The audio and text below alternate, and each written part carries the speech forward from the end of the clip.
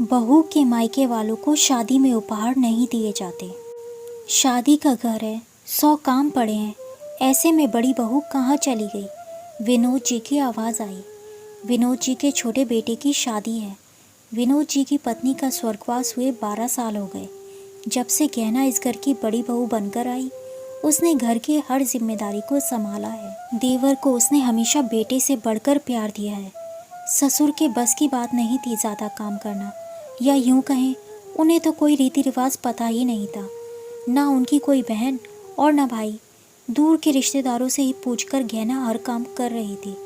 इसी वजह से शादी के सारे कामों की जिम्मेदारी गहना और उसके पति सुजीत की थी। ऐसा लग रहा था मानो उनके अपने बेटे की शादी हो।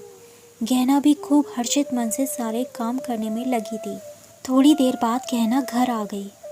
कहाँ थी तुम इतनी देर से? शादी का घर है, 100 काम पड़े हैं और तुम्हें बाजार घूमने की लगी है। पापा जी, शादी ब्याह के घर में तो बाजार के काम लगे ही रहते हैं, लेकिन तुमने तो सारी शॉपिंग कर ली थी, फिर अब ये क्या लाई हो? वो मम्मी, भाभी और सुहाना दीदी की साड़ी रह गई थी, वही लेने गई थी। बहू, तुम्हारे मायके वालों के लिए साड़ी का क्या मतलब? उनके लिए साड़ी क्यों लाई हो?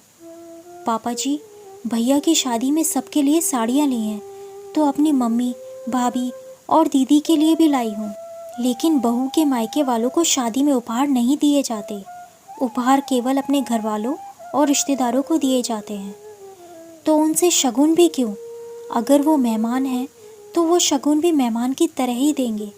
वो घर वालों की तरह शगुन क्यों देंगे? पापा जी, जब से इस घर में आई हूँ, हर जिम्मेदारी को बखूबी निभाया है। शादी की भी सारी जिम्मेदारी मुझ पर है, तो क्या मेरा इतना भी अधिकार नहीं है कि मैं अपनी मर्ज़ी से किसी को उपहार दे सकूं? मैं मम्मी से फ़ोन करके कह देती हूँ कि वो शादी में मेहमानों की तरह आए और उस तरह शगुन का लिफाफा दें। ना तो वो मुंह दिखाई देंगे और ना ही कुछ और। पापा, गहना सही कह रही है। आप कैसी बातें कर रहे हैं? गहना को इतने अधिकार हैं इस घर में, और उसकी मम्मी का भी अधिकार है शिव की शादी की मिठाई और साड़ी का। पापा, शिव की शादी हमारे घर की खुशी है, और उसकी खुशी सबके साथ बांटने से बढ़ती है। एक साड़ी से हमारे घर में कोई कमी नहीं आ जाएगी, लेकिन उनको कितनी खुशी होगी कि हमने उनका मान सम्मान किया।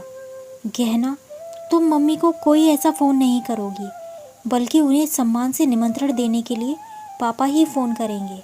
सुजीत ने अपने पापा को समझाया। बेटे की बात सुनकर विनोद जी चुप हो गए। समझ गए कि अब घर की जिम्मेदारियां बहू बेटा संभाल रहे हैं, तो उन्हें अधिकार भी देने पड़ेंगे। गहना घर के काम देखने अंदर चली गई, और सुजीत अपने पापा से अपनी ससुराल में फ़ोन कराने के लिए उनके कमरे में चला गया। दोस्तों, कहानी पसंद आई हो तो प्लीज़ चैनल को सब्सक्राइब करें। धन्यवाद।